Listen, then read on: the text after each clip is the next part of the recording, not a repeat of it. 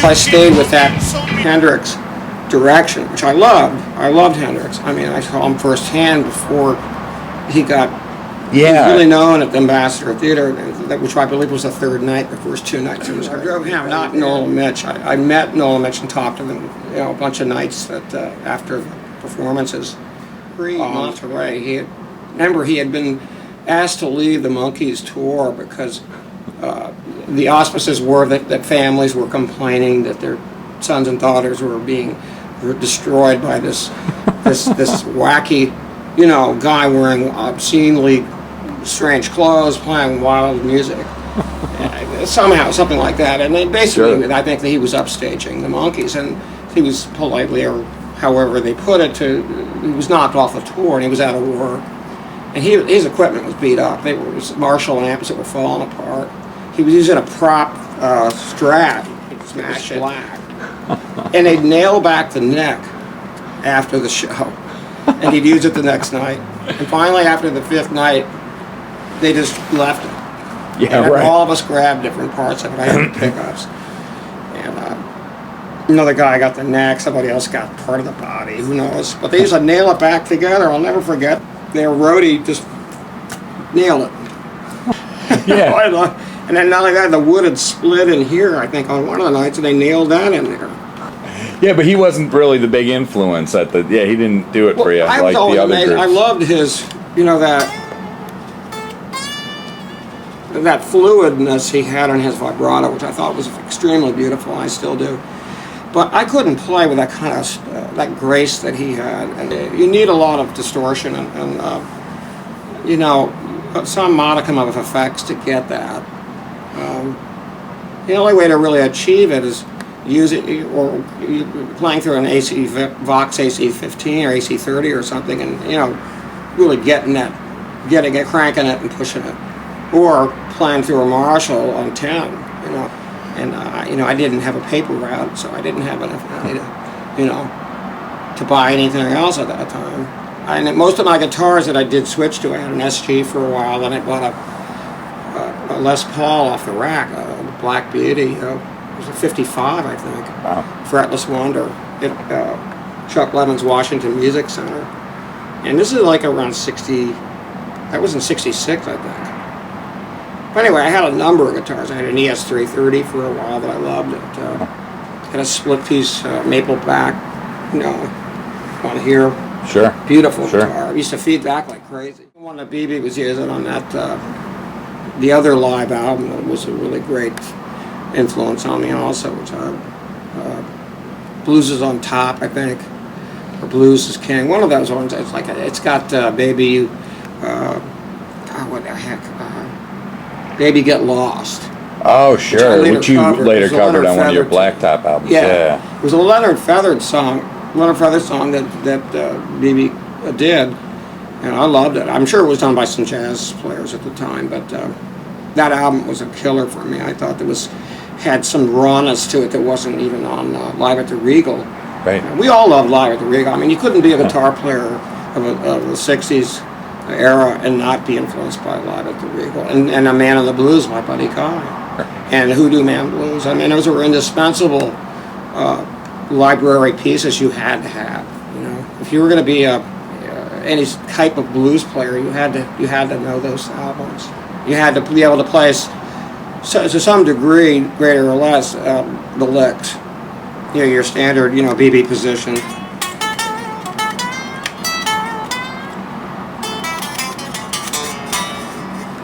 Or Buddy Guy, I like to really use a pick if you're going to do Buddy, but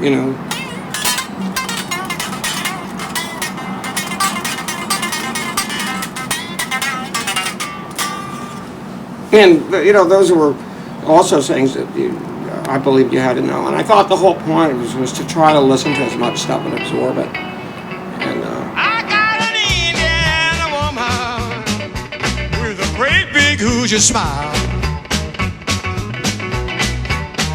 I got an Indiana woman, people, with a great big Hoosier smile. She got great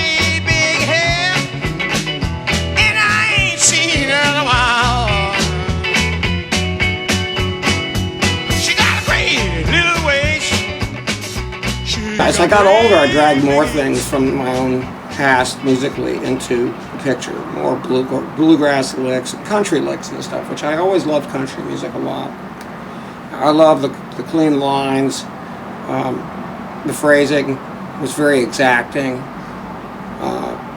and there's particular beauty to players like Roy Nichols and all the guys that would play on all the Merle Haggard records, and Eldon Chambly with the old Bob Wills albums,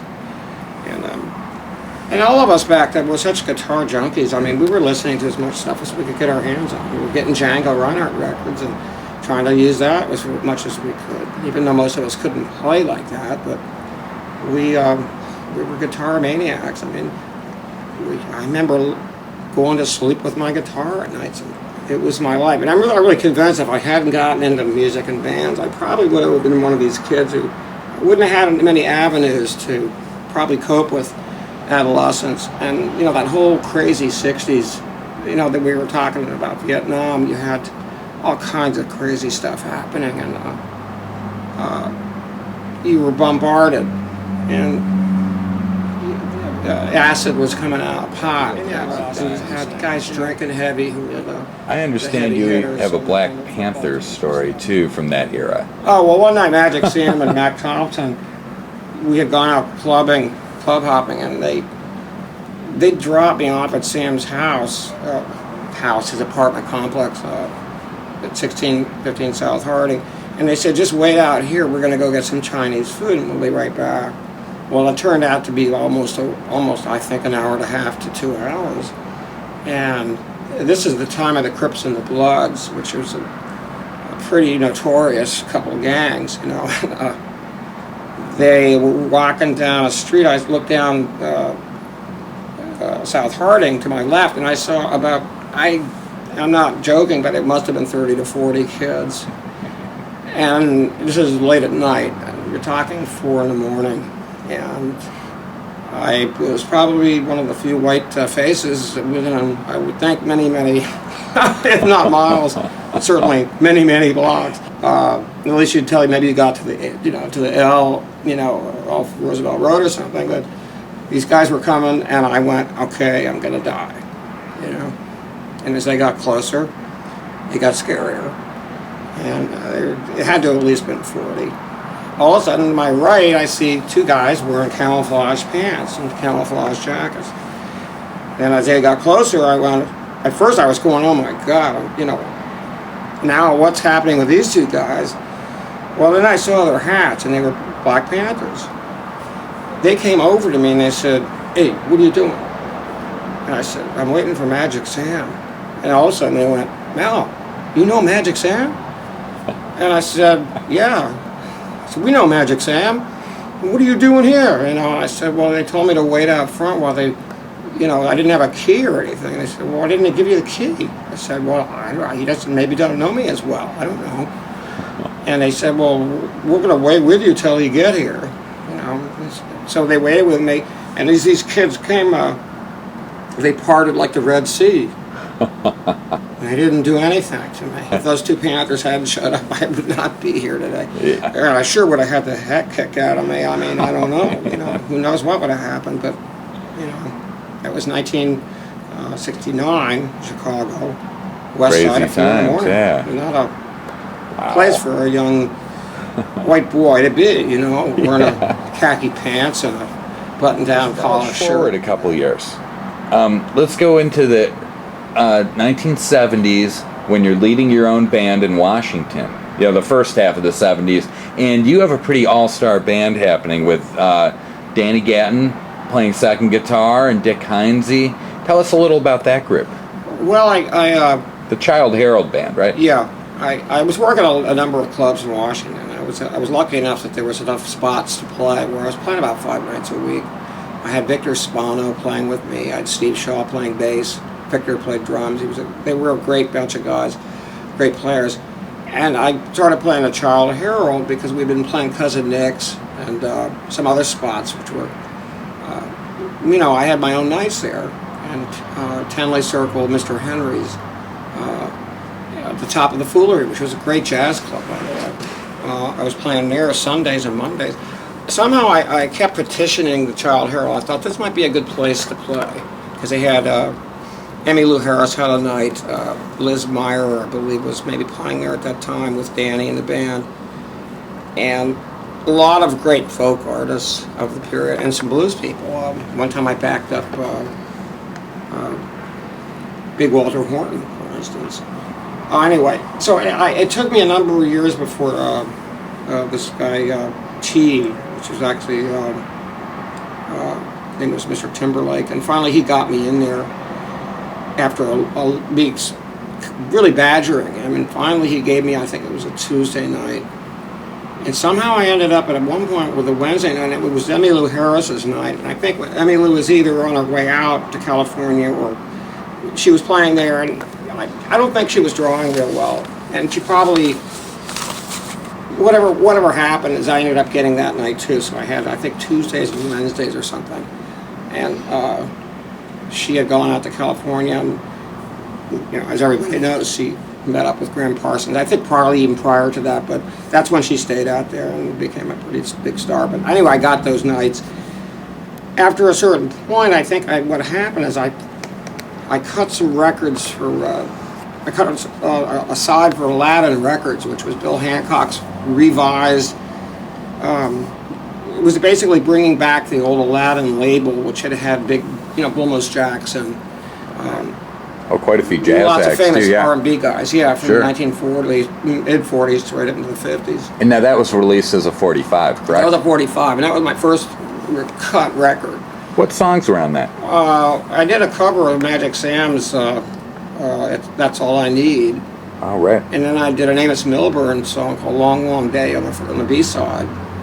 And it's funny because Amos Milburn had been on the Aladdin label, and we ended up playing some gigs with him when Bill Hancock brought him to D.C. And he came down to Child Herald, not Child Herald, he came down to the Cousin Nick's club that I was working at, and he was in a wheelchair, and he had his, his helper, aide, friend helping him get around. He'd had a stroke at that time, and he was in a wheelchair. Anyway, we did a night with Bull Moose one time, but what happened basically is I ended up inheriting, one of my bass player, Dave Walker, went away to school, and Steve was maybe playing with some other people. I forget exactly what was going on, but I started to inherit what was Roy Buchanan's band, the Snake Stretchers, supplemented with Dave Walker, my bass player. And I had Robbie Magruder, who was the drummer, and Dick Heinze, the piano player, who was also the organist. And I think he had a lot of Roy's road work. He drove the van. It was his van. So when they were not working with Roy, they were playing with me. And I think it was this one night Dick said, "Why don't you get Danny to play? He's not really doing anything." I think Liz Meyer and him weren't doing too much at that time, or maybe he had done some Fat Boys gigs, but maybe at that time there wasn't a lot of work with them. I don't know what happened, but somehow I inherited Danny because Dick said, "Why don't you get him?" And I said, "Oh, he's going to be bored to death. I play West Side Chicago blues most, everybody knows Danny's Danny would mostly play just stuff that he felt interested in, if I did some Elvis stuff, screwed up stuff that Elvis covered, he would go nuts on it and have a great time. And I've heard then if I did some jazzy stuff, he would blow me away. I couldn't play anything like that. Some people say that he might have come working with you to study up more on blues. I've heard recordings of your band with Danny, and it sounds like he has a jazz influence, a little country influence, but not a lot of blues in his playing at that time. I think you were probably a big influence on him. Yeah, I've heard that said, and in all modesty, I don't know how much truth there is to that, but I'd be very flattered if it was true.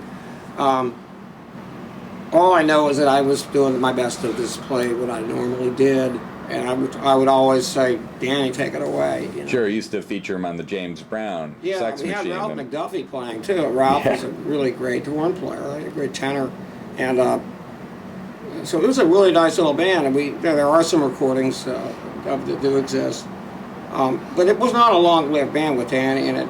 Danny was a roamer; he was a freelancer at that time, so.